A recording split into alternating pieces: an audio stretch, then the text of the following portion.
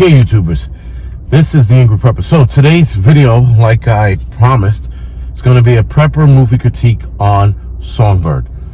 Now, I was able to view Songbird last night through a special viewing, if you will. I was invited along with 50 other people from my group, YouTube channel, people I know, and most of us were able to watch this movie. Now, we were able to watch it ahead of time. It is coming out tomorrow, so keep that in mind. The movie was okay. It wasn't the greatest movie. The movie is about the COVID-23. It's a mutated version of COVID-19. And in this movie, there's been 4 lockdowns leading up to the events that happened in this movie. So once they get to this point, things get a little interesting. Now, before I go any further, the movie is starring Demi Moore, Alexandria, I forgot her last name, I'll put it now. But the movie was okay, guys, all right? It wasn't the best movie in the world. It felt rushed. The movie was done in something like 40-something days during the COVID lockdown, so a lot of the street scenes that they were able to get with no traffic was the actual lockdown. Now, in the movie, I think they're on their 4th lockdown, and this lockdown is a lot more harsh than the previous 3. The only people allowed out are people who are immune to COVID-23. So they are wearing freedom bracelets in this movie. They get to roam the city as they will.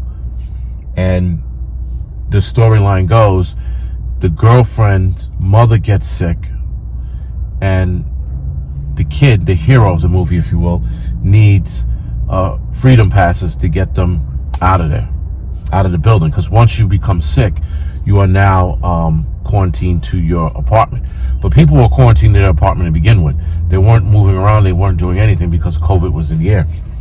So every day in the morning, you had to scan yourself with your phone to see whether or not you had the virus. And it would tell you whether you had a fever, whether your lung capacity was compromised. It was pretty interesting. Those who were immune didn't have to do that because they had the bracelets around their wrist, and wherever they went, they had to show the bracelets.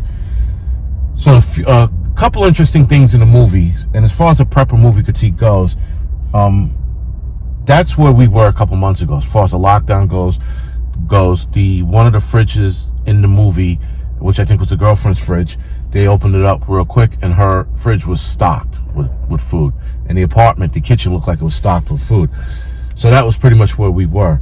Again, as far as prepper movies goes, I would sit there and say we definitely need to fight any and all restrictions that come down, because that's pretty much where we're going to end up once we start giving our freedoms up. We're going to end up in constant lockdown, and you can only be out and about if you have a freedom pass.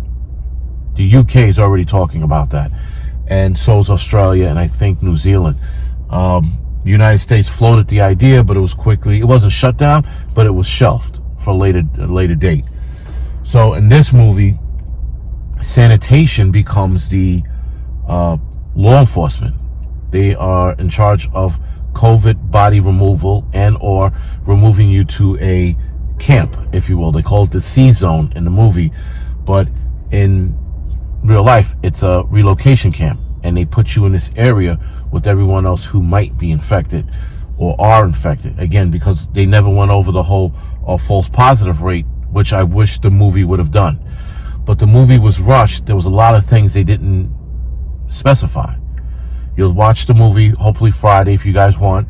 You'll watch the movie, and you'll sit there and think to yourself, well, how come this and that happened? They don't really specify why these things happened. So you have to keep that in mind. Again, a movie being rushed, there was a lot of things they glossed over, and they should have glossed over the simple fact that people are testing false negatives and false positives, but they didn't touch on it. I don't know why they didn't touch on it, but they didn't. So again, from a prepper standpoint, be careful of stepping into bullshit, and that's pretty much what I got out of the movie. It's either you were infected or you weren't. And there was one important scene in the movie where the girlfriend winds up being immune, but she was unaware she was immune. And the sanitation guy was like, you know what? You still got to go to the C zone anyway.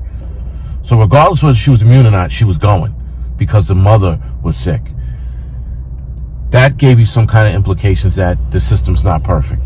But it was such a small part of the movie, whereas you can see throughout the movie how the system wasn't perfect. But they touched on it very little. Anyway, guys, as far as the movie goes, like I said, it was a decent watch, right? It was okay. It wasn't the best. As far as my other Prepper movie critiques, I did Blindness, but after I watched it again, I wasn't happy with it, and it sort of didn't make sense. So I'm going to shelf Blindness for now, and the next Prepper movie critique is going to be on Greenland. Now, I did get a special viewing of that one too, so it's next Wednesday. And the movie review for Greenland will be out Thursday morning. And again, it's a Prepper movie critique. That movie has way more action. Looks like it's going to keep the people's interest. Again, Songbird was okay. The whole social distancing, they're not touching one another. They're not seeing everyone. Zooming every conference call. Just to talk to your girlfriend, you're FaceTiming each other. There was a scene where they were watching a movie together, but he had his phone pointed towards the screen that he built to watch an old school movie, and that's how they were watching a movie, and that's unacceptable. There's also a scene at the end with the ocean being shown to the girl Alexandria, whatever her name is, Alexa, the cute girl with the big blue eyes. A lot of you guys know who I'm talking about. Her.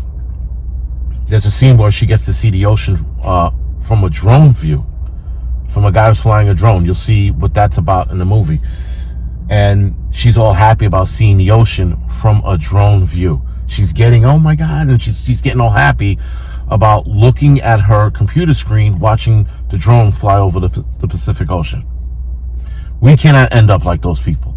We cannot end up where we're being happy someone's flying a drone over the ocean or beach or forest or mountains, and we're getting happy over that bullshit. We cannot let that happen, because once we let that happen, our freedoms are shot.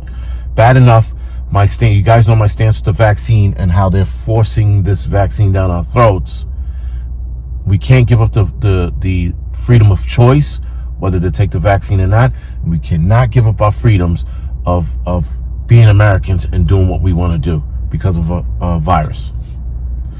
Anyway, guys, hopefully you guys enjoyed this Prepper movie critique, though it wasn't the best, but it was just a quick movie critique on the movie Songbird. Again, there wasn't a lot of Prepper stuff in it other than the food being stocked, people being on lockdown, and freedoms being taken away. So other than that, guys, this is the Angry Prepper. Thank you for watching. I'm going to be uploading new podcast streams today, and you can follow me on Instagram, Facebook, Tumblr, and Twitter. Thank you for watching.